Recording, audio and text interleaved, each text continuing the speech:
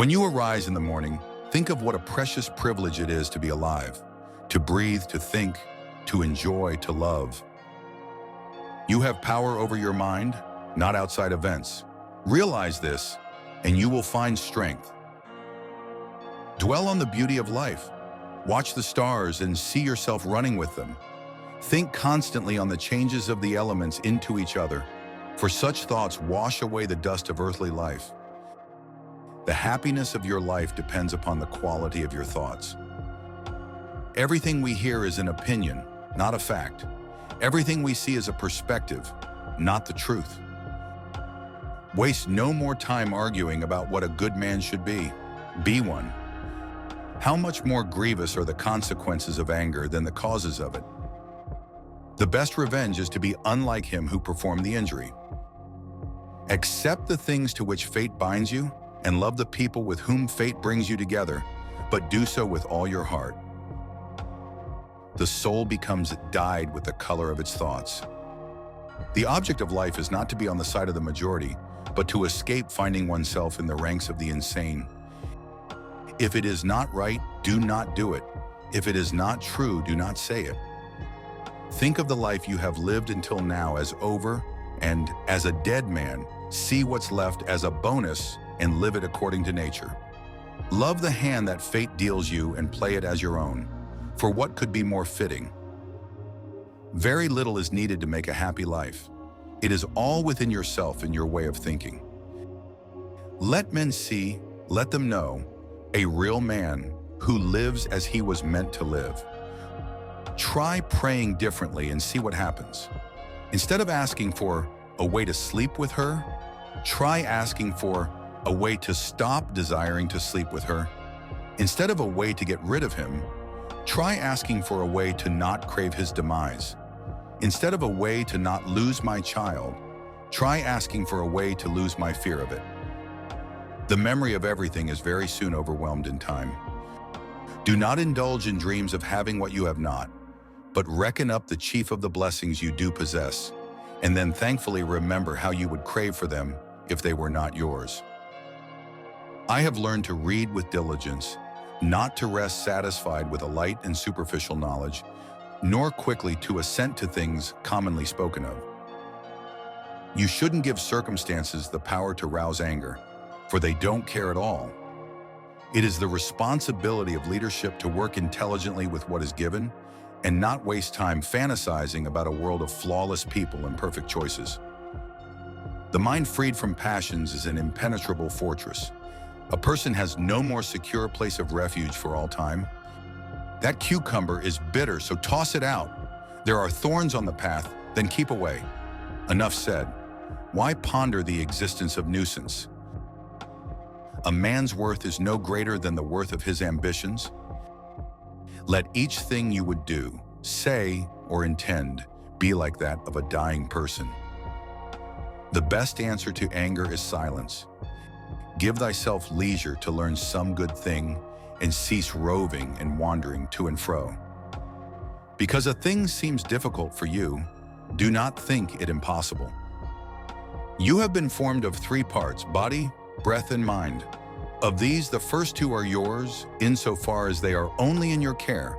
The third alone is truly yours.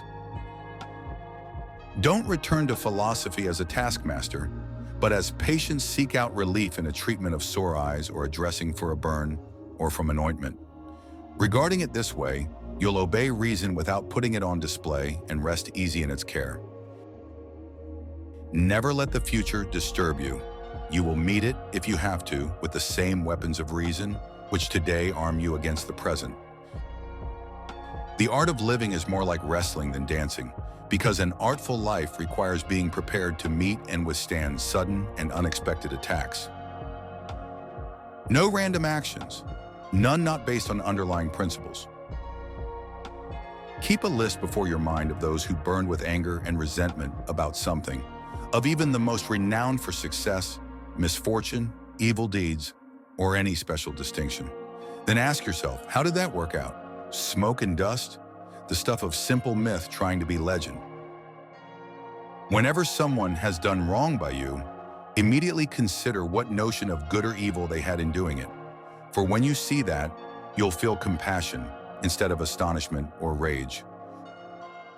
Choose not to be harmed, and you won't feel harmed. Don't feel harmed, and you haven't been. Stay calm and serene regardless of what life throws at you. Kindness is invincible, but only when it's sincere, with no hypocrisy or faking. For what can even the most malicious person do if you keep showing kindness and, if given the chance, you gently point out where they went wrong, right as they are trying to harm you? How much time he gains who does not look to see what his neighbor says or does or thinks, but only at what he does himself to make it just and holy.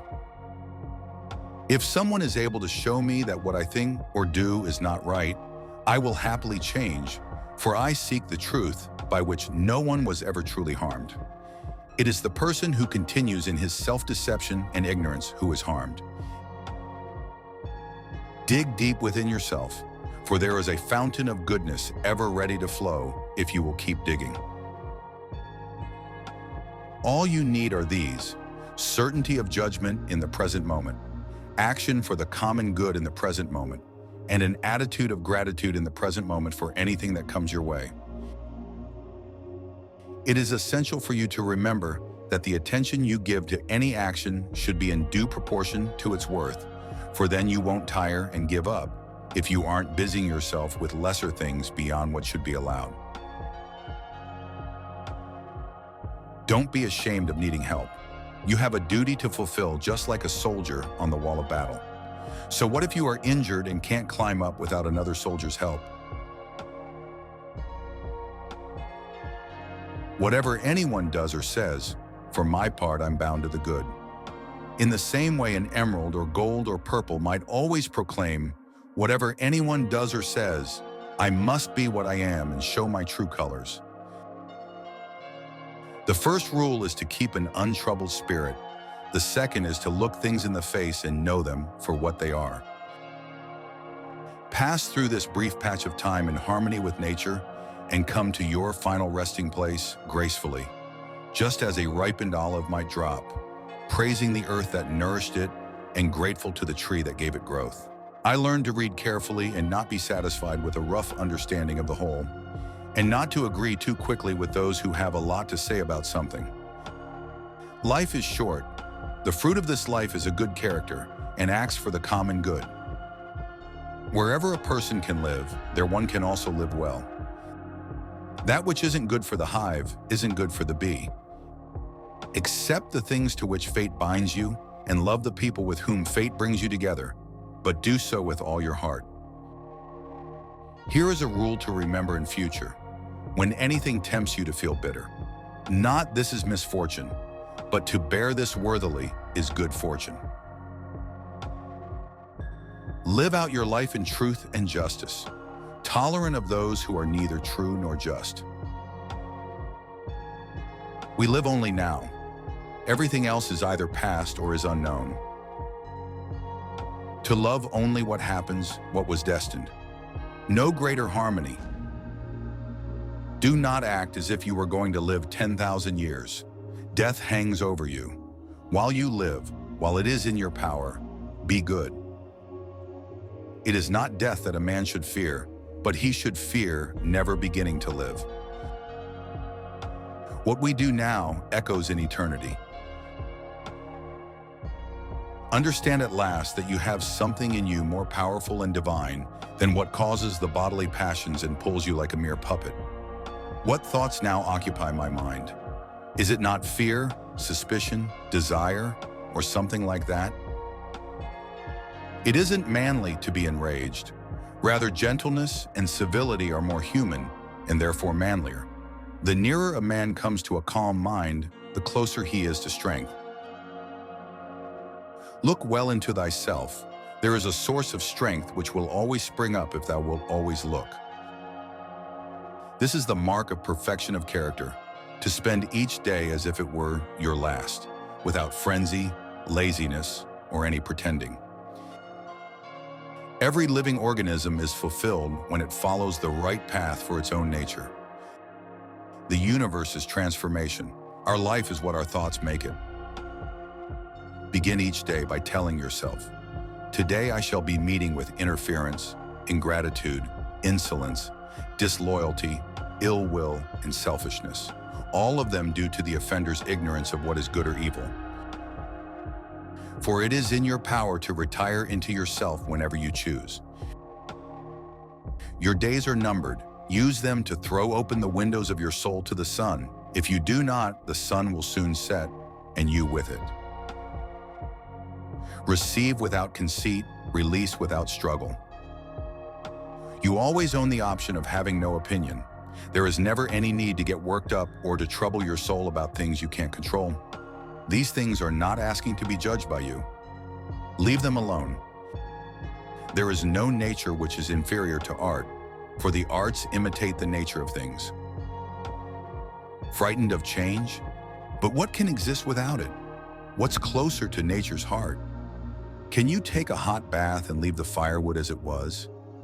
Eat food without transforming it? Can any vital process take place without something being changed? Can't you see? It's just the same with you, and just as vital to nature. Often injustice lies in what you aren't doing. Not only in what you are doing, whenever you are about to find fault with someone, ask yourself the following question. What fault of mine most nearly resembles the one I am about to criticize? If you are distressed by anything external, the pain is not due to the thing itself, but to your estimate of it, and this you have the power to revoke at any moment. If you enjoyed this video, please do make sure to check out our Stoicism playlist and for more videos to help you find success and happiness using ancient philosophical wisdom. You can subscribe and like as a sign of gratitude.